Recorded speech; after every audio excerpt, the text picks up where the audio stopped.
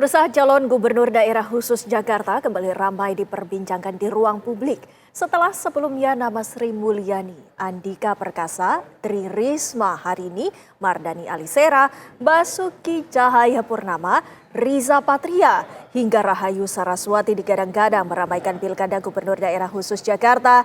Kini bursa nama calon gubernur DKJ diprediksi akan bertambah.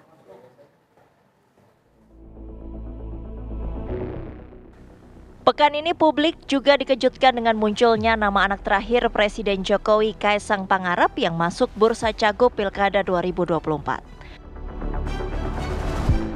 Wajah Kaisang bahkan sudah disandingkan dengan keponakan Presiden terpilih Prabowo Subianto, Budi Satrio Djiwandono. Poster keduanya sudah tersebar di sejumlah media sosial sebagai cagup dan cawagup Jakarta 2024. Memiliki akar yang kuat dari basis di akar rumput, tetapi di saat yang sama tentu kalkulasi dari kekuatan partai itu seringkali lebih menjadi faktor dominan dalam menentukan kalkulasi koalisi. Tetapi bagaimanapun juga, kalau misal tadi beberapa nama, kalau misal kemudian Anies maju, salah satu dia akan memiliki basis yang cukup kuat karena bagaimanapun juga dia petahana kemarin ya, kemudian dia capres meskipun dia tidak menang di Pilpres kemarin dalam konteks DKI, tetapi dia sangat tipis perolehan suaranya dengan Pak Prabowo.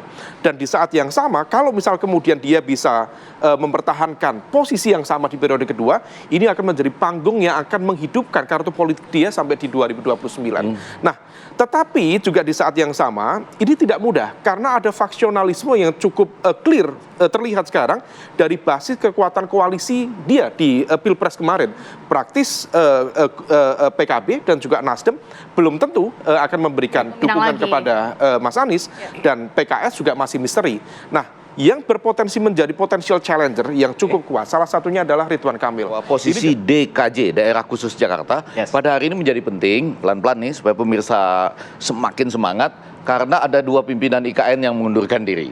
Jadi, ada hubungannya itu? Saya melihat akan ada hubungannya dalam bayangan saya bahwa nanti tidak segera secepat itu presiden yang baru berkantor di IKN. Walaupun tentu saja mudah-mudahan lancar ya, tapi tidak secepat itu. Artinya sambil berkantor di sana dia tetap akan lihat-lihat DKJ gitu. Oh, DKJ gitu ya. Kenapa?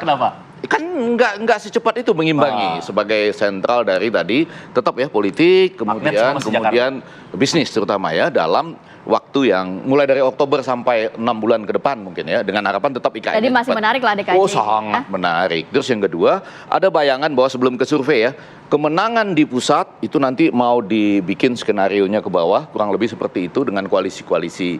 Tapi tentu saja minus nanti beberapa hal yang selama ini menjadi perhatian kita. Antara terbukti atau tidak, itu tadi invisible hand ya. Misalnya perlindungan sosial dan lain-lain sebagainya itu. Apakah skenario itu bisa diulang kembali? Terbukti di Turki tidak bisa. Ada yang menang secara nasional tapi kemudian kalah di ibu kota dan kota-kota penting. Ankara, Istanbul, balik ke Sir, Antalya, itu tuh Basra, itu diambil oleh pihak yang tidak termasuk dalam skenario besar dari pusat. Nah, jawaban terhadap survei kan selalu demikian di Indonesia. Tanpa menyebut sumber dananya dari mana, itu kemudian leading dulu.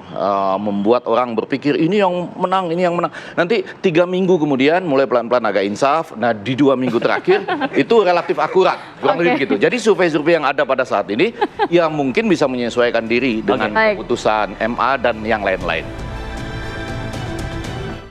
Lalu siapakah calon paling kuat yang dapat memenangkan Pilkada Jakarta 2024?